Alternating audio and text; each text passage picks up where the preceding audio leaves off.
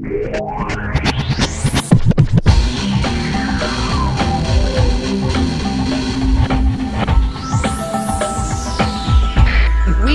are in an information war, and we are losing that war.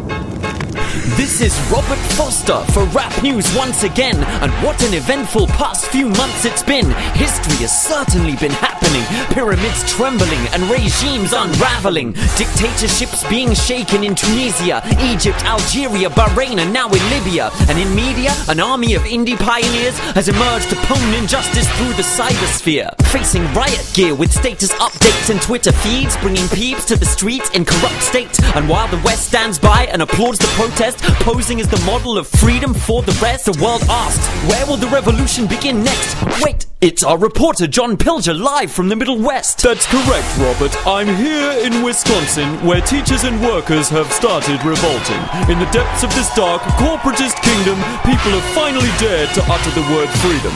I'm deep embedded in the midst of them, witnessing the rise of the American citizen. Is it then the end of the terrible plight there? We might be seeing an end of the American nightmare. The people control several states and territories and are set to storm the mainstream news agencies. They've already deposed Governor Scott Walker, who abolished collective rights of the public worker.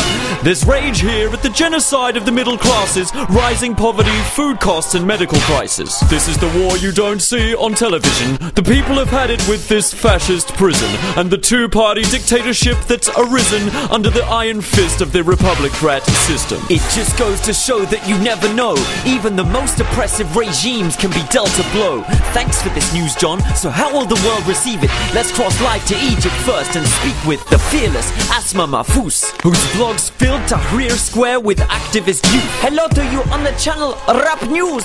Mahfouz, do you mind if we ask for your views? Sure, the American people have suffered abuse and must choose if be slaves of tyrannical crooks or join us in the race into the modern era by taking up arms with Facebook and Twitter. We join in prayer for Americans tonight as they struggle for their basic human rights. So how can the world help soothe their plight?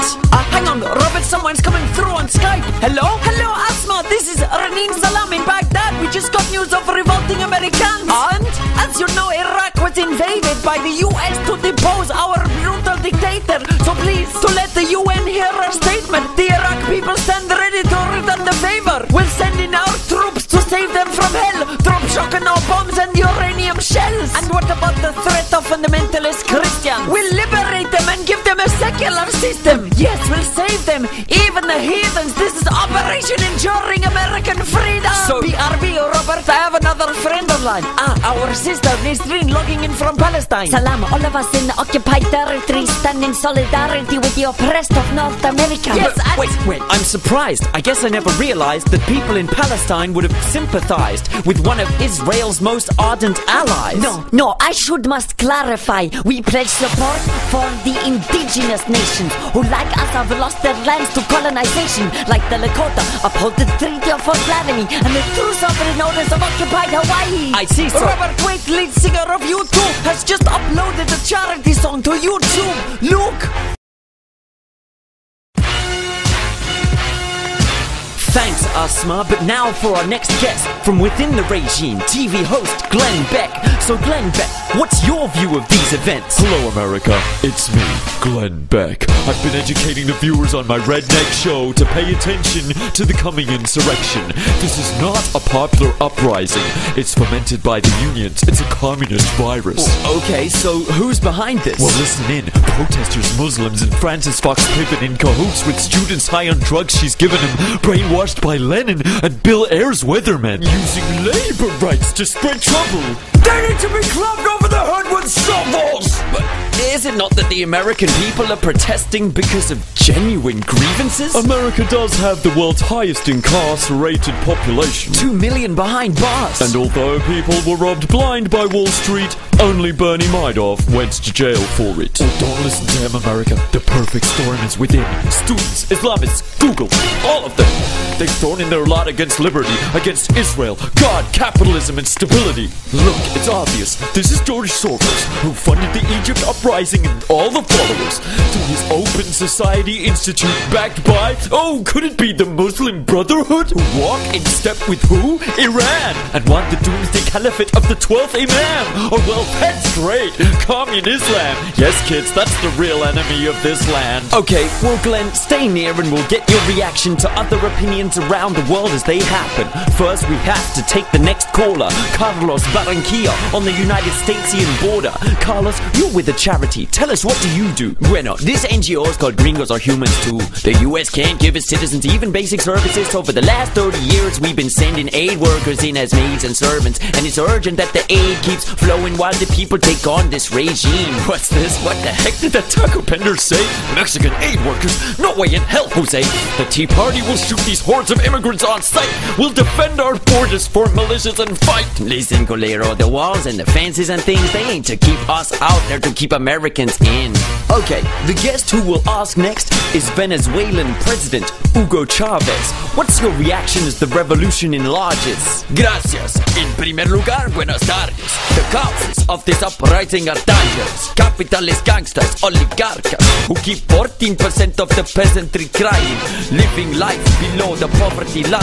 So Venezuela is sending cheap oil to heat their homes in the winter and ease the toil. En nombre de Bolívar, acepten nuestra caridad, es una expresión de la solidaridad. I speak on behalf of our merciful creator. Whoever accepts communist oil is a traitor. Wait, more breaking news coming in from John Pilger. Robert, I'm outside the Fox building. Rebels have breached the perimeter. They're inside. Whoever they find is unlikely to survive. So they've arrived? I'll hold off the baying hordes. Now that stench, Jesus, I hate the poor. The rebels have reached the central bunker, calling for the head of Glenn Beck, the drunkard. Well, I call on Joseph Smith, Senator McCarthy, and the pure whiteness of the confounding fathers. They'll never take me alive. I might as well give in to the spirit of 9/12. This is my country. I just really love it. But I fear for it. They thought I was insane and lost. Who said I've lost the plot? I gotta make the pain stop for America and Fox with a good old American-made Glock. Good night, America. Well, dear viewers, I'm sure you all agree, it's wonderful to witness these jolly scenes. We've seen our brothers and sisters make history in North Africa and across the Middle East. But sympathy to our poor cousins in the far west, on whose shoulders has fallen this large test, this quest, this incredible fight. In some sense, we are all Americans tonight. As worldwide the pyramids of power are jogged, let us remember the bigger journey we're on. Long ago, we embarked on this great adventure, yet humanity still remains an ideal we aim for. What may be said of so-called revolutions? Are they not baby steps in our ongoing evolution? The road is long, and despite our talk of civilization, we're still far from that destination.